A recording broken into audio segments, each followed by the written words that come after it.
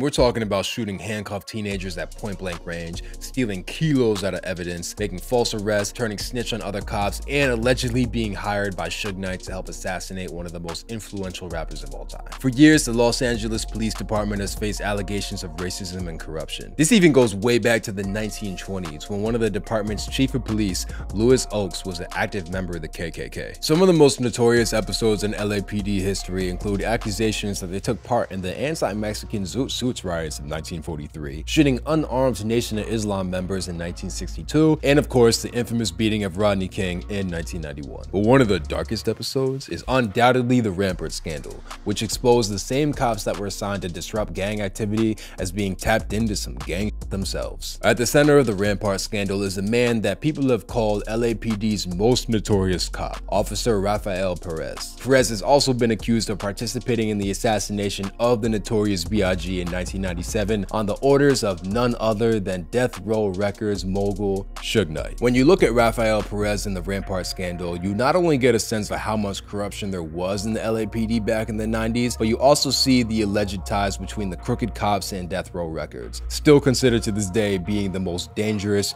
street-connected record label in hip-hop history. As gang activity became more and more prevalent in LA during the 70s and 80s, the Crash Unit was designed to be the city's frontline response against organized crime. Officers were assigned to specific gangs and were expected to gather intelligence on members. Crash also operated without traditional supervision. Officers used unmarked cards and were given a long leash to create their own schedules. Gang members who were targeted by Crash officers complained that these cops were pretty much acting like gang members themselves. One example of this is what Rafael Perez and another Crash cop, Officer Nino Durden, did to Javier Ovando on October 12, 1996. Perez claimed that he and Durden were surveilling gang members when a 19-year-old 18th Street gangster named Javier Ovando threatened them with an assault rifle. Perez and Durden shot Ovando multiple times, leaving him paralyzed. The chief of police publicly praised the officers for the shooting and the heroism, but it wasn't until years later that the truth came out. It turns out Javier Ovando was unarmed and handcuffed by both Perez and Durden before being shot at point-blank range. They then planted an AK-47 on Ovando that they picked up during an earlier gang sweep after Officer Durden had filed off the gun's serial number. Javier Ovando was left paralyzed by the shooting and was sentenced to 23 years in prison because of Perez and Durden's testimony.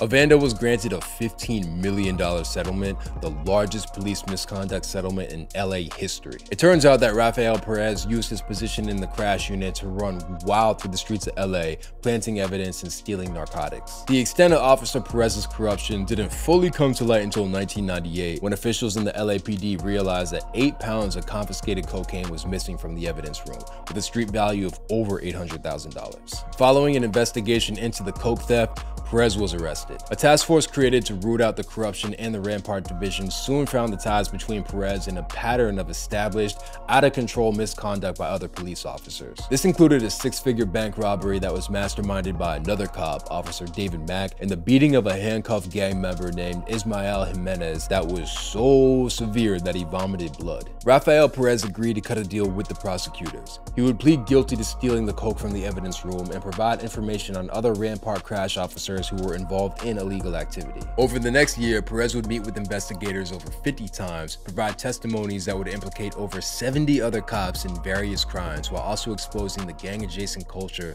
of Crash for the whole world to see. This led to Nino Durden, Perez's partner who helped frame and shoot Javier Ovando, to be hit with attempted murder charges. The whole scandal was a major credibility blow to the LAPD, which had already been reeling in the years since the beating of Rodney King. Officer Perez's plea bargain meant that he only served a little more than a year on a 5-year sentence. But in 2001, he was hit with federal charges related to the framing of Javier Ovando, and he was convicted. By June of 2004, however, Officer Perez was released back on the streets. That was far from the end of his story though. Not long after, Perez was accused of being involved in the drive-by shooting that killed Biggie Smalls back in 1997. This all came to life when Biggie's family filed a lawsuit against the city of LA, accusing both Rafael Perez and his old partner Nino Durden of participating in Biggie's murder.